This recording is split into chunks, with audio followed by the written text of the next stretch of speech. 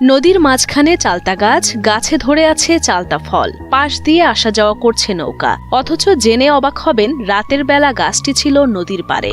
সকালে ঘুম থেকে উঠে নদীর পাড়ে থাকা গাছটি ঠিক নদীর মাঝে দেখতে পেয়ে রীতিমতো অবাক এলাকাবাসী। অনেকেই বলছেন অলৌকিক ঘটনা, আবার কেউ বলছেন জিনের কারসাজি। আর এক রিক্সাওয়ালা বললো রাত 12টার সময় বলে এখানে গাছের গোলায় পাগল নাচছে।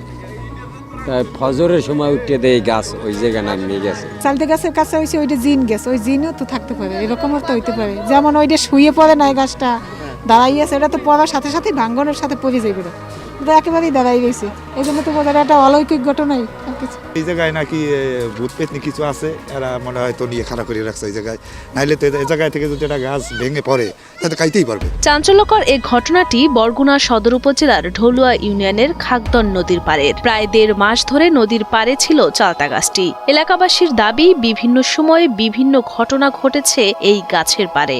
আবার কেউ বলছেন আল্লাহর কুদরতে হয়তো এত স্রোতের ভেতরেও গাছটি দাঁড়িয়ে আছে। জায়গাটা এমনি ভূতের জায়গা, ভূতের দহলের জায়গা। এই জন্য রাস্তা ভাঙে, পাইলিং দিয়েও রাখতে পারতেছে না, রাস্তা আস্তে ভাঙতে 12 ফুট ভেঙে গেছে রাস্তা।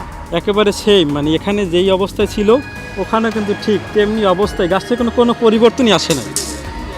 কালকের বিকালেও কিন্তু এইরকমেরই ছিল, পাশেই ছিল। আজকে সকালে ওই মানে একবারে মাঝখানে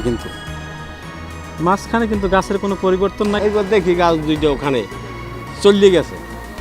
এখন এটা কীভাবে গেছে বা কারা নেছে, কী করছে, এটার সম্পর্কে আন্দাজে কথা তো এটা বলতে পারবো না। নদীতে লঞ্চ, কার্গো, নৌকা চললেও নদীর মাঝখানে ঠায় দাঁড়িয়ে আছে চালতা গাছটি। আলোচিত চালতা গাছ দেখতে আশেপাশে এলাকা সহ দূর দূরান্ত থেকে উৎসুক মানুষ এসে ভিড় জমাচ্ছেন নদীর পাড়ে। আগত দর্শনার্থীরাও বলছেন এক এক কথা। কেউ বলছেন অলৌকিক, কেউ আবার বলছেন স্বাভাবিকভাবেই নদীর পাড় ভেঙে মাটি সহ চালতা গাছটি নদীর মাঝখানে চলে গেছে। কুলিগুলি কিভাবে মধ্যে দাঁড়িয়ে যে খাড়াই রয়েছে, এটা আমরা কোনো মাথায় কোনো বিবিকে খাটাইতে পারি না।